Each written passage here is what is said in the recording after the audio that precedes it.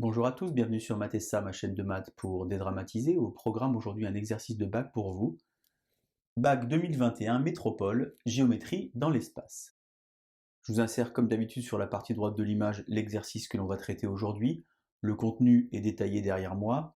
Point sur une droite, vecteur directeur d'une droite, vecteur normal à un plan, et finalement toutes les notions géométriques que vous devez connaître, avec aujourd'hui quelque chose de très important pour vous, un QCM, un questionnaire à choix multiples.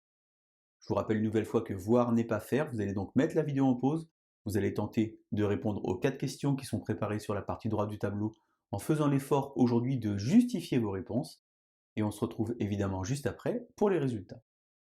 Allez, à vous de jouer, c'est parti!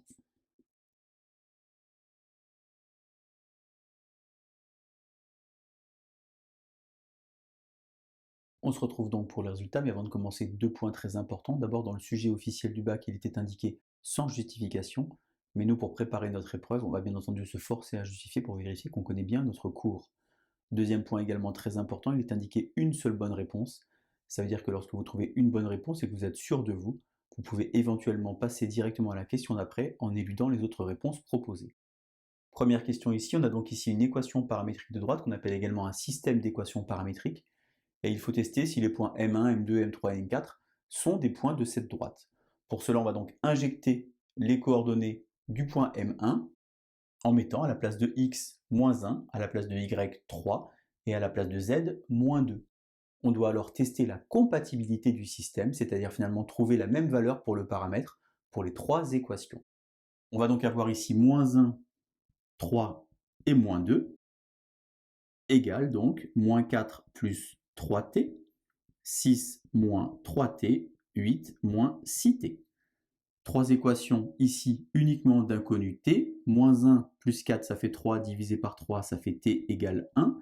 3 moins 6 moins 3, divisé par moins 3, t égale 1 de nouveau. Mais attention, il faut vérifier également pour la troisième équation. Moins 2 moins 8 moins 10 divisé par moins 6, t égale 5 tiers. Le système n'est pas compatible, M1 n'appartient pas à la droite des primes. On teste alors pour 11, moins 9 et moins 22. De nouveau, moins 4 plus 3t, 6 moins 3t, 8 moins 6t. 11 plus 4, 15. 15 divisé par 3, ça fait t égale 5. Moins 9 moins 6 moins 15 divisé par moins 3, t égale 5. Moins 22 moins 8 moins 30 divisé par moins 6, t égale 5. Les trois équations donnent le même résultat. M2 appartient à la droite des primes. Deuxième question ici, on doit extraire un vecteur directeur de la droite des primes. Alors attention, ici vous avez les coordonnées d'un point. Moins 4, 6, 8, qui était donc la première réponse proposée, n'était évidemment pas la bonne réponse.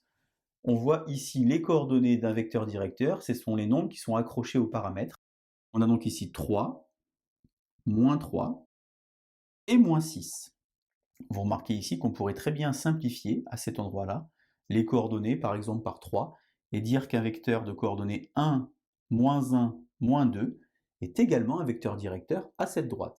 C'était donc ici la réponse 3, le U3, qui était proposé dans les questions. Question numéro 3, quelle est la position relative des deux droites D et D'? Alors nous avons donc ici l'équation paramétrique de D'. On sait que la droite D passe par le point A et le point B. On va donc évaluer par exemple le vecteur AB, qui va donc être un vecteur directeur pour la droite ici qui m'intéresse. Attention, pour calculer les coordonnées, c'est extrémité moins origine. Moins 1, ça fait moins 2. 3 moins 1, ça fait 2. Et attention, 2 moins 2, ça fait ici 4. Lorsque j'observe les coordonnées du vecteur AB et les coordonnées de mon U, qui s'appelait également U3 tout à l'heure, eh bien je me rends compte finalement que pour passer de moins 2 à 3, je fais donc moins 1,5. Pour passer de 2 à moins 3, je fais également fois moins 1,5. Et pour passer de 4 à moins 6, de nouveau fois moins 1,5. J'ai donc ici que mes vecteurs AB et U' sont finalement proportionnels. Ça veut donc dire que les droites D et D' sont soit parallèles, soit confondues. Et pour savoir si elles sont parallèles ou confondues, eh bien je vais prendre un point de la droite AB, c'est-à-dire par exemple soit le point B, soit le point A, et de nouveau je vais tester ces coordonnées dans l'équation ici paramétrique. Alors si par exemple je prends le point B, moins 1, 3, 2, eh bien je vais mettre moins 1, 3, 2, comme ceci. Je remplace de nouveau avec les nombres que j'avais tout à l'heure, c'est-à-dire moins 4 plus 3t, 6 moins 3t, et enfin 8 moins 6t, et je vérifie une nouvelle fois la compatibilité du système. J'ai donc ici moins 1 plus 4, ça fait 3, j'obtiens t égale 1. 3 moins 6 moins 3 divisé par moins 3, t égale 1. 2 moins 8 moins 6 divisé par moins 6, t égale 1. Le point B appartient à des primes. En conclusion, les droites ne sont pas parallèles, elles sont confondues. C'est évidemment un cas particulier. On peut donc conclure en disant que D et D' sont confondus. Dernière question enfin, on a donc ici un plan avec son équation cartésienne, x plus my moins 2z plus 8 égale à 0, et on voudrait connaître la valeur du nombre m qui est ici, afin que la droite D et le plan P soient parallèles.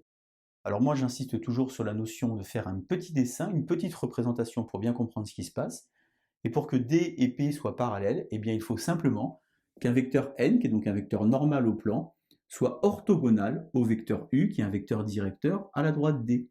On a donc une condition d'orthogonalité qui nous dit que n scalaire u est égal à 0.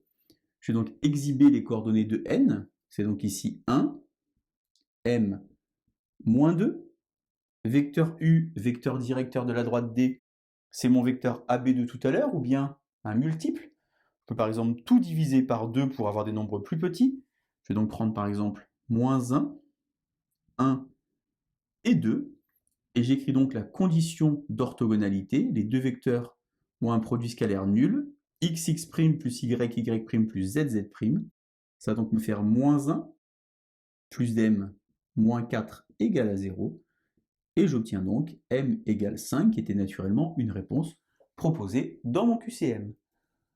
Voilà donc un petit exercice de géométrie de l'espace sans prétention, mais important pour bien comprendre de quoi on parle. Je vous laisse vous entraîner, et je vous dis à bientôt sur Matessa. Bonne journée!